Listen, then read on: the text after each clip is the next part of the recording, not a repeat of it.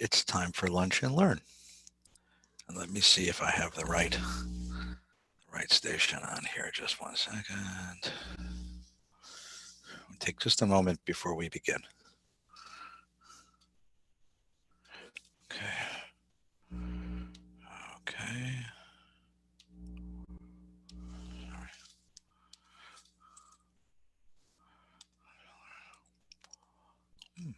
There we go. Hi, Dr. Bob. Good to see you.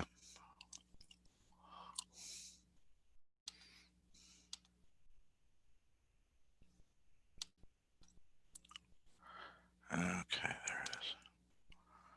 Yeah, that's the one. Out 90.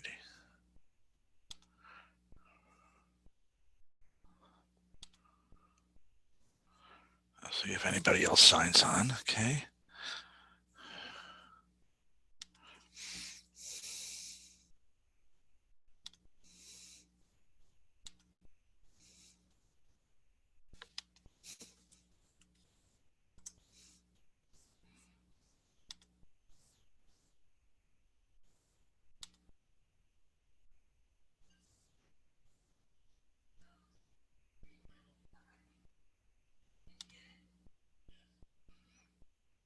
Out 09. Out 09, that's the one. Well, good. Well, good afternoon, everyone. Good afternoon, Dr. Bob. Good to see you. And video. Hope that everybody's doing well, and I want to wish you Shana Tova. I know. I'm just trying to get set up here. Thank you so much, Alana. Okay. And I wish everybody Shana Tova, a happy, sweet, and a healthy new year. This morning, we're going to continue our conversation about the biblical Psalms.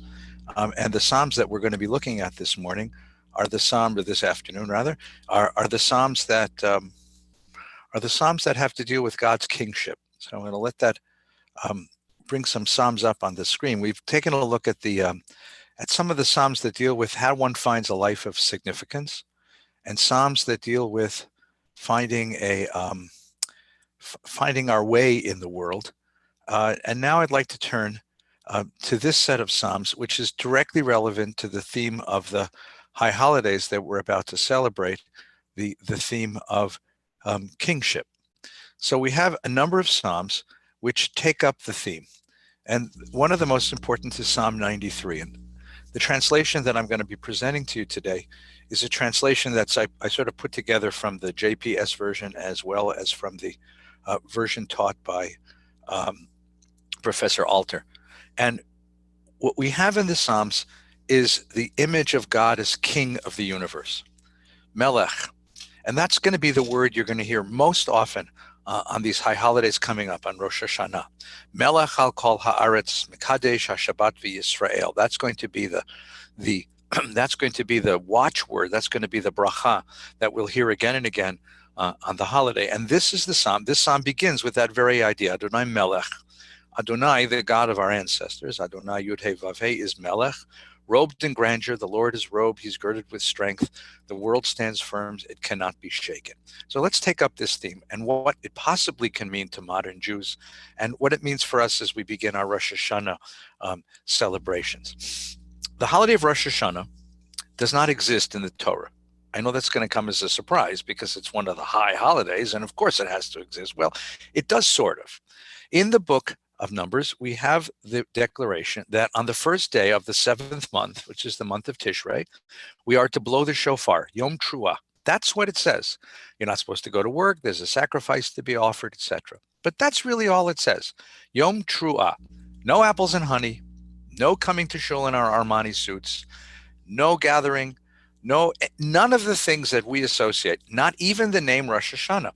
The calendar of the Bible begins in Nisan with the month of Pesach, so that by the time you get to Tishrei, which is this month, this is the 7th month, not the 1st. The calendar was changed only when we went into exile, and it's in exile that we developed this holiday of Rosh Hashanah. So in 586 BCE, the Temple of Jerusalem, the city of Jerusalem, is destroyed by the Babylonians. And the Babylonians, to pacify Jerusalem, bring the leading citizens of the city to the imperial capital in Babylon. And the leading citizens are settled by the waters of Babylon, and there we sat and there we wept, as the story goes, as the psalm says. And we wondered when we would ever return. Well, we did more than that, because the Babylonians understood that the role of that exile was to pacify the population. They let the population prosper. And the community built institutions as they were instructed to do so by the prophets Jeremiah and Ezekiel. And they began to assimilate into Babylonian society. One of the first measures of assimilation is to adopt the calendar of the people among whom you live. All of us date our checks according to, well, it's September today, so you date your check that way, or wherever you're dating, documents you're dating. We still maintain a Jewish set of dates. This is the month of Tishrei, of course, but you wouldn't expect anybody to date checks that way. So the first thing we did is accept the Babylonian calendar, in which Tishrei is the beginning of the year. That's the first thing we did. The second thing we did was we stole a holiday from them. Well, not exactly. We didn't steal it. We learned the holiday from them. The first of Tishrei was Kingship holiday in Babylon. The city of Babylon, which today is Baghdad, had in the middle of it a huge man-made mountain called a ziggurat. And on that mountain, the Babylonian priests would worship the patron saint of the city, the god Marduk. And they would crown the emperor, who was said to be Marduk's son, Marduk's chosen one, Marduk's representative, avatar in the world. Now, that idea that the emperor now is sanctioned by the god, and the god is the patron god of the community, that's what was celebrated on the first of Tishrei. Our ancestors came to that place and they were overawed by the mountain. That's where the story of the Tower of Babel comes from. They were overawed by the celebration of this holiday. And they were most of all overawed by the idea that God could be king of the world, that there was a God who could be king. The association of kingship and God was something that Israel never did before. You see, the Israelite idea of kingship was that kingship, monarchy, is a pragmatic convention. We needed somebody to defend us from the Philistine invasion. And so we came to the prophet Samuel in the book of Samuel, and we asked him to make us a king. Well, when Samuel makes Saul a king and then David a king, God blesses King David and gives him a covenant. But at no time does King David become sacred. And especially after King David sins with Bathsheba, the kingship is stripped of any kind of the accoutrements of divinity. The king is not divine right king. The king is not appointed by God. It may be approved by God, but not appointed by God, as it were. There's nothing sacred about kingship. It's practical. And the king is, in fact, God's vessel in the world, so long as the king is an enforcer, a teacher, a judge of God's law. But as with the episode with Bathsheba, as soon as King David violates that law, then the kingship is put in jeopardy. It was a pragmatic institution, not an ideological institution. And for that reason, by the time we got to Babylon and we see the Babylonian emperor and we hear this notion of God as king, the metaphor of kingship being applied to God, that was a new metaphor, a new way of thinking about divinity, a new way of thinking about who God is in the world for our ancestors. And they adopted it very quickly because it was very interesting. It was a very interesting idea to see God as king. Now, what does it mean to see God as king then? To see God as ruling the world. Oh, so let's finish the story. Our ancestors took the Babylonian festival of kingship and they washed it clean of its idolatry, and they adopted it to Israelite or Jewish religious forms. And so we don't crown God king of our city. We crown God king of the world. And we crown no temporal king. We crown no earthly king with the same sanctity as we crown God king of the world.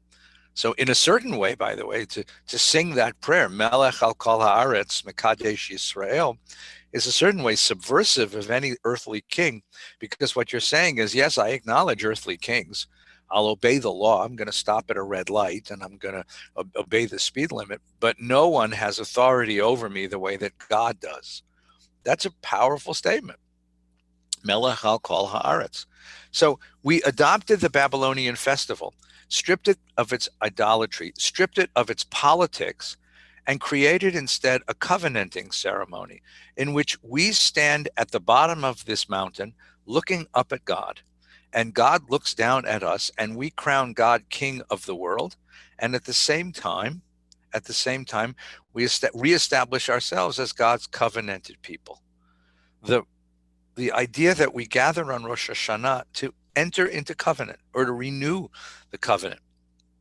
It's a sort of anniversary. We renew the marriage. We renew the covenant.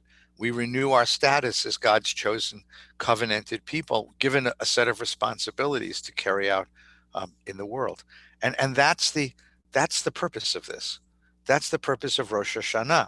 So now let's go back to these Psalms and take a look at the way the Psalm interprets the idea of God as king, shall we? And here we are. The Lord is king, robed in grandeur. The Lord is robed. He is girded with strength. So that's the first section, right? The world stands firm. It cannot be shaken. Your throne stands firm of old. From eternity, you have existed. So God is king. You have to think of the two levels of this, right? So that if you're looking up the ziggurat at the priest at the top and then down below. So God is king above and the world stands firm below, right? And now who celebrates this God? Well, all of creation does. That's the difference between the God of the Babylonians and us. All of creation celebrates. The rivers lift up, O Lord, the rivers lift up their voices, the rivers lift their roaring. And above the roar of the mighty waters, more majestic than the breakers of the sea, majestic on high is the Lord. Your decrees are enduring. Holiness befits your house, O Lord, for all times. There is a theory put forth by a very important biblical scholar named Malwinkle, who offered the idea that there were a set of these Psalms we're going to be reading, these kingship Psalms, were part of a kingship ceremony carried out in the Beit HaMikdash, in the Holy Temple of Jerusalem. After we had returned from exile, we copied it there.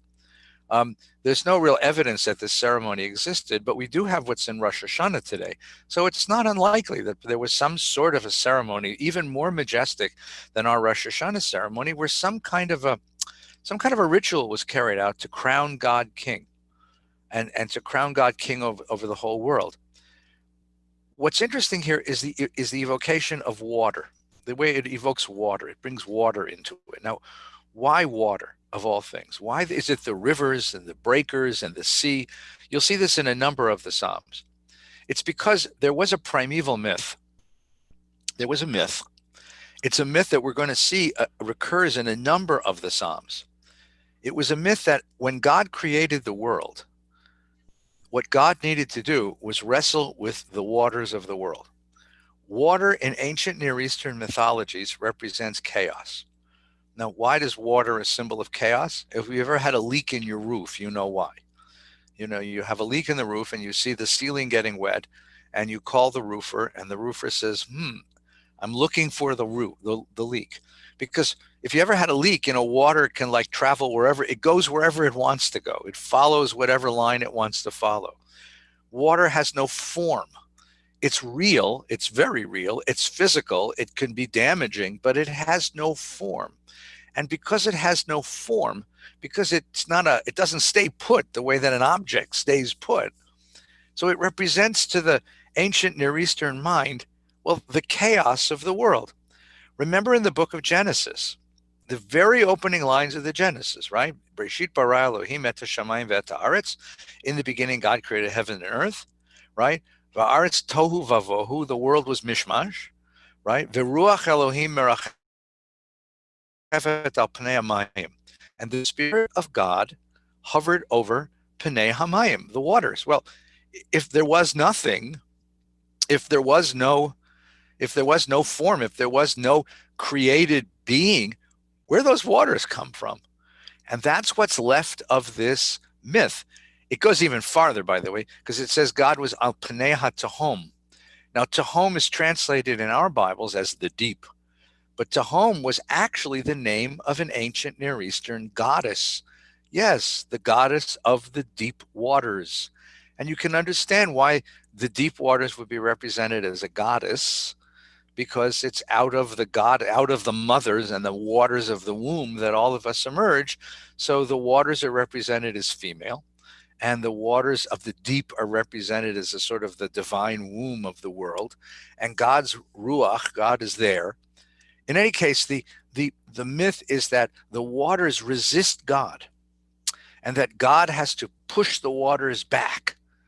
One of the lines in the book of Job is where God asks Job, where were you when I set the waters behind the walls, when I put the waters where they belong? On the second day of creation, God puts the waters in one spot and puts the earth in the other. And that's what's left of the wrestling match that the ancient myth bespoke. Well, the idea that the waters represent chaos and God represents creation. And in order to bring order to a messy world, God has to find some order, some way of containing the water. And that now, ever since then, ever since God, as it were, tamed the waters of the early creation, the waters gather to proclaim God King. So let's look at that once again, and we can take another look at what it means. Okay? The Lord is robed. The throne stands for forever. Eternity you have existed. The rivers lift up their voices. It's the rivers that are praising God. Above the roar of the mighty waters, more majestic than the breakers of the sea, majestic on high is the Lord. Now again, translate this for a moment. What you're trying to say here is that chaos isn't banished from the world. Chaos is just put under control by God. And that the forces of chaos are now going to acknowledge that God has vanquished them and give God the glory, as it were. Okay, your decrees are enduring. Holiness befits your house, O Lord, for all time. Now, there's an underlying idea here. And I think, unfortunately, the underlying idea is easily expressed given the events that we're living through right now, which is there's a basic idea that having tamed the waters of chaos, having tamed the forces of chaos, having put them back in their place, put the seas where they belong and the rivers where they belong and the lakes and oceans where they belong, having put chaos where it belongs, the world is, well, it says the world stands firm. We now have an ordered world. We can have confidence that the world is ordered. But the fact that you even say that indicates that there is a tiny degree of anxiety about that. Remember how the world is pictured in the biblical model. In the biblical model, there are waters above and waters below. If you read the Noah story, you get a really good sense of this, because what happens in the Noah story is that God opens the faucets of the waters above and opens the faucets of the waters below, and the waters above and the waters below all converge, and that's how the world gets flooded. What's it like to live under an ocean? With an ocean above you and an ocean below you. Or to put it in a very different way, perhaps a way that makes more sense to us. What's it like acknowledging that the world of ordered creation that we depend upon, the world that's predictable, the world that we can control, the world that has meaning for us, the world that seems solid and fixed, is really only a very small layer of a huge ocean of chaos that's all around us. And that chaos occasionally breaks into our world to mess things up. That chaos breaks into our world. A dear friend of mine discovered a cancer this year. Perfectly healthy person, wonderful, wonderful soul. A person with a tremendous amount to contribute to the world.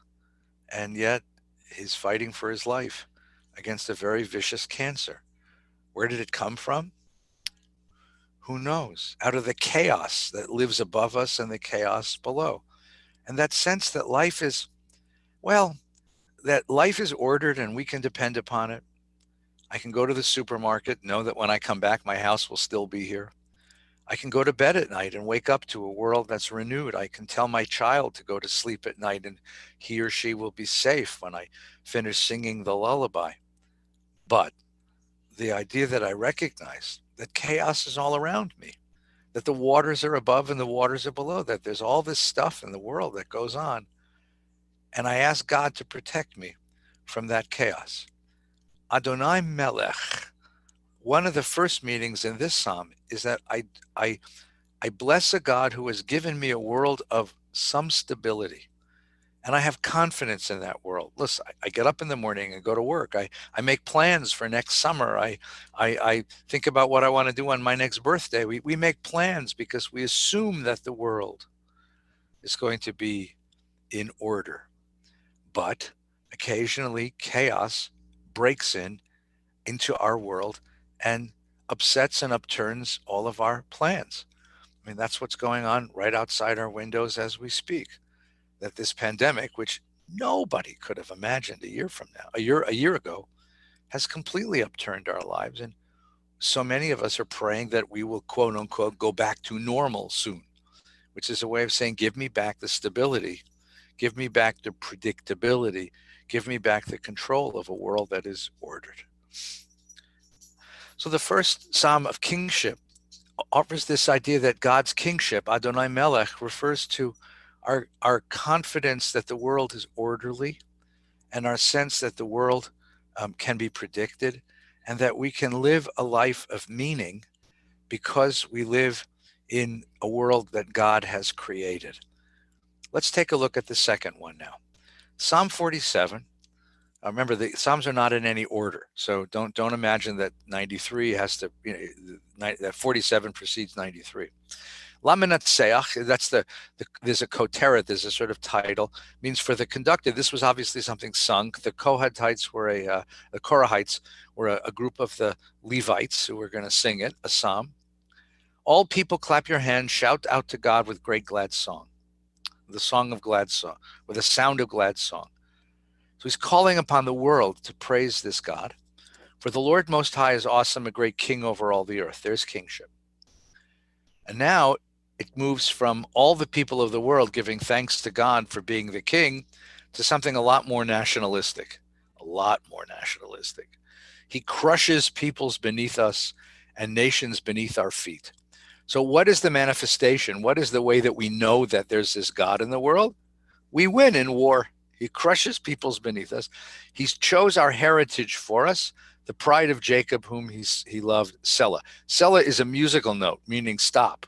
That's the end of the line. Okay? So what we have here is the first line is very universalistic. All peoples clap to God with a song. The second two lines have to do with our people. With our people. And our people, we know that God is king because our people are winning. This is a very nationalistic, sort of chauvinistic, put us at the center of life kind of thing. God has gone up with trumpet blast, the Lord with blast of the horn. Sing, oh, sing to God, sing unto the King, for God is king over all the earth. And you can see that this is a celebration psalm. God reigns over the nations, sits on his holy throne. The princes of the people are gathered together, the people of Abraham's God. For God's are the land's defenders. God's people are the land's defenders. He is greatly exalted. This is a nationalistic psalm. So if number one, we think of God as king, meaning God is the one who protects the order of the world we live in number two, here it is God protects God's people and brings God's people to victory, and that's the evidence. So this is not not as universalistic as the other one. This is very, very nationalistic, and we're going to sing on Rosh Hashanah, Melech al kol haaretz, Mekadesh Yisrael. God who Mekadesh, who elevates, as it were, makes sanctified the people Israel. This is his second meaning of God as king. Let's look at another one now. Here's Psalm 97. The Lord is king. So right away it begins with that theme. Let the earth exult, the many islands rejoice. Dense clouds are around him, righteousness and justice, the base of his throne. Now that's an interesting image now. So you're looking up at God, as it were, and God is surrounded, is sort of crowned on these like the ceiling of a Renaissance palace. God is above us on a throne, looking down, and justice and righteousness, tzedek and mishpat, are at the bottom of his throne. Fire goes before him, burning his foes on every side. This is this warrior God, right? Lightning going up in the world, the earth saw and quaked, mountains melted like wax before the Lord's presence, at the presence of the master of all. The heavens tell of his justice, all the people see his glory. So you look up into the sky and you see the glory of the sky, the awesome sky, and you look at the natural phenomenon, and they remind you that there's a God who created all of this. And justice is what that God stands for. So now we're going to see a parallel between two different themes: the theme of God in nature and the theme of God in justice in the world. All idolaters who boast of their idols are shamed. All the gods bow down to him. Now, I want to point this out. That word gods, that's right. That's what's there. Our monotheism, imagine that God was the real God of the world, but it also imagined that the gods of the nations were real. They were not divinities in the same way that our God is, but they were real. And in some ways, they're superhuman. So here you have this notion of, this is an early version of monotheism, of course, in which eventually will deal away with all those gods and simply say that they're false. But here the idea is that, yeah, there's a whole bunch of these gods in the world, but none of them have anywhere near the authority, the power, or the place of the God that we worship. Zion heard, rejoiced, the towns of Judah exulted because of your judgments, O Lord. For you, Lord, are supreme in the earth. You're exalted high above the gods. There it is again. And now the focus turns from the ceiling down to the floor. Instead of looking up at God, who is enthroned above us on a throne that is set in justice and righteousness, now we're going to look down. Now we're going to look down at the people. So the psalmist positions himself spatially somewhere above us, but below God. Like place of the angels, right? You who love the Lord hate evil. Sinu ra. Hate evil. It's not a statement of description. It's a prescription. It's a commandment. Sinu ra. Hate evil.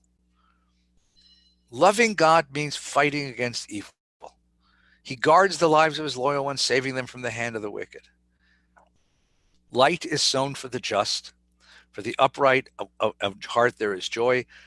Of you who are just, rejoice in the Lord and acclaim his holy name. I'm going to come back to that line in a minute, but I want you to see the apposition, the combination here. What we have here is a God who on high creates order, and here in the earth creates order. And the rules on high are the natural rules of the world. Planets go where they're supposed to go. Stars go where they're supposed to go. And below, there's a justice in the world. Divine justice in our world is a reflection of divine order in the world, in the cosmos. So this notion of, in Western philosophy, the notion of natural law, that you can look into the world of nature and gain a sense of your ethics, is at least foreshadowed here in this idea that you have justice and righteousness alongside God who commands the ordering of the cosmos. And Ohavei Adonai Sinu Ra, those who love God have to fight against evil, and God is going to protect them from the hands of the wicked, because that's the way of our world. That's the equivalent of the cosmos in our world. You all know this, and I'll tell you how you know it, because you know the prayer Oseh Shalom. So what's the prayer? Oseh Shalom bimromav, the one who makes shalom above, hu yasa shalom aleinu, bring shalom, peace, down here. So if I look up in the stars, I see a world, a cosmos that is ordered and that is predictable, but does what it's supposed to do. Down here, I'm asking God to help us create the same kind of order, because I realize that in the social world, we haven't got the same kind of order that the stars enjoy above. One more point about this psalm before we finish. Line 11. Or zarua lat tzadik v'yishrele simcha. Light is sown for the just, and for the upright of heart there is joy. This is a very, very important line for the Jewish mystical tradition that, of course, begins in the Bible, but it really flowers during the late Middle Ages. And the idea went like this. The rabbis asked the following question. On day one of creation, God creates light. But God doesn't create the sun, the moon, and the stars until day 4. What kind of light was it? What kind of light was created on day 1? That's the question. And it's a very interesting and serious question. What kind of light was created on day 1? And the answer is, day 1, the light was created. But when God saw what people were doing with the light, or what people would be doing with the light, God was afraid. And because God was afraid, God took the light and buried it. Very interesting idea. God took the light and God buried it. And then, but the question is, if the light is buried, then the mystics ask, if the light is buried, then how does the world persist? How does the world go on? And the answer here is that the world goes on because the light is buried, but the righteous have the ability to find it in the world. And light isn't so much buried, but it's planted so that it flowers. And the righteous are responsible for cultivating the life of the light in the world, and for finding it and for bringing it to bear on the events of the world. Or zarua la tzadik, the light is planted for the righteous. Uli yishrei lev simcha, and that's what brings joy to the lives of those who are righteous. So here we see a third idea. The third idea of how kingship is understood in the biblical tradition is that God is the God of righteousness and justice, and that righteousness and justice are brought to bear on our world the way cosmic order is brought to bear on a natural world as well. Let's do one more, and then we'll finish together. Psalm 98, a psalm, sing unto the Lord a new song, for his work wondrous, his right hand, his holy arm has won him victory. Again, the warrior carries his sword in his right hand, so a warrior with a powerful right hand is somebody to be feared. The Lord has made known his victories, displayed his triumph in the sight of the nations. This idea, by the way, of the nations is very important, because the Bible introduced a revolution in human consciousness, that the God of Israel, or the God we worship, is the God of all the world, and not just the God of this locality. The ancient world understood gods as local. There was a God of this nation, of this place, but if you went to a different place, you worshiped the God of that place. And if you were conquered, by the way, what happened was that you could add the God of the conqueror to the local pantheon. So you'd worship both gods. But the idea that there's one God for the whole world, this was a crazy idea. But here you have this idea that this God isn't just our God. It's not a tribal God. It's a God of the whole nations, all the world. He's mindful of his steadfast love and faithfulness toward the house of Israel. So this is a God who rules the whole world, but has a very special relationship to the people of Israel. All the ends of the earth beheld the victory of God. Raise a shout to the Lord, all the earth. Break into joyous songs of praise. Sing a praise to God with lyre and melody. These songs were sung once. These were melodies. With trumpet and blast of the horn, a shout before the king. By the way, there's the blast of the horn is the shofar, which gives you an indication of what the shofar was originally. It was originally a way of announcing the approach of the king. Okay? Raise a shout before the Lord, the King. Let the sea and all within it thunder, and the world and its inhabitants. Let the rivers clap their hands, the mountains sing joyously together. The presence of the Lord, for he is coming to rule the earth.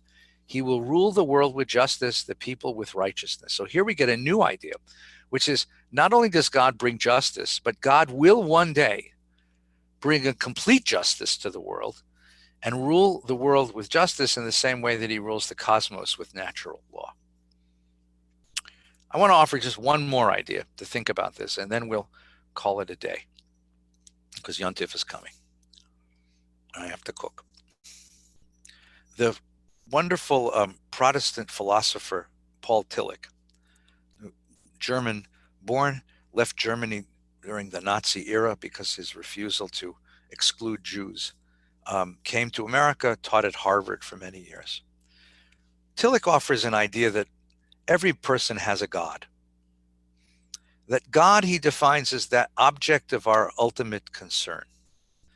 When a person really reflects about what really motivates me, what really moves me, what governs my being, what is it that I spend my time and my effort and my resources exalting, worshiping in my life, what really matters to me?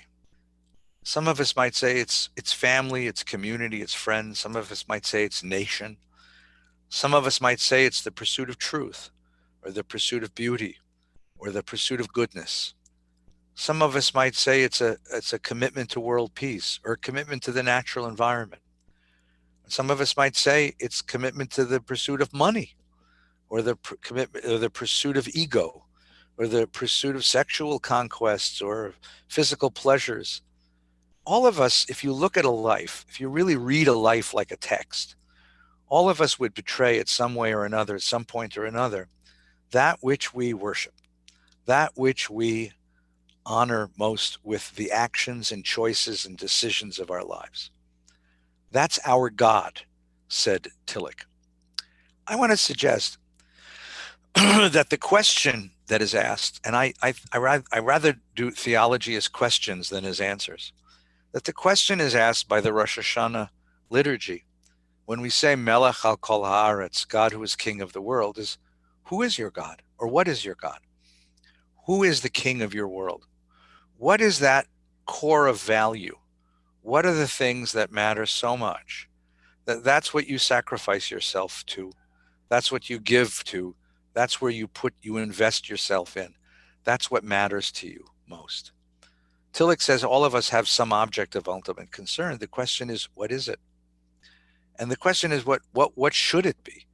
And what's the difference between the person who chooses, say, the pursuit of money, or the pursuit of fame, or the pursuit of physical pleasures, or the pursuit of other kinds of popular celebrity and satisfaction, to the person who pursues goodness and truth and beauty, to the person who fights for community and nature or family? What's the difference? What kind of life does each one of these choices leave for us? And that's a very interesting question. Our ancestors crowned God king because they said that the worship of a God who creates us all and the ethics that flow from that worship, the ethics of justice and righteousness in the world, the ethics of a sense that the world matters to us all and that we are all one human family, that those are the ethics that must govern our lives. Otherwise, we won't survive on the planet. That's what the tradition asks us to consider. But on Rosh Hashanah, we'll have plenty of time to ask that question of ourselves. I want to thank you for tuning in today. I want to wish you a Shana Tova, a very happy, healthy, and sweet new year. Please be aware that Rosh Hashanah begins on Friday night, and of course, Saturday and Sunday. Whatever synagogue you're attached to, please make sure you know how to tune in. Most of our synagogues are going to be online in some fashion or another, unless you're in one of the very small communities that's doing it in person. If you have a synagogue, I make sure that you can connect. If you're not, we would love to have you at ILOVEVBS Shalom. Please go to the website vbs.org or call the synagogue office, and we'd be very delighted to have you with us. You need to have a passcode to get into ILOVEVBS Shalom services. It's available to members and friends and just about everybody. We won't let finances get in your way, but if you can afford it, it would mean a lot to us. It would help us support the work that we do in the synagogue if you'd sign on. I wish you a very happy, healthy, sweet new year. Shana Tova, Shana Mituka, a year of goodness, of blessing, and of sweetness. Thanks so much.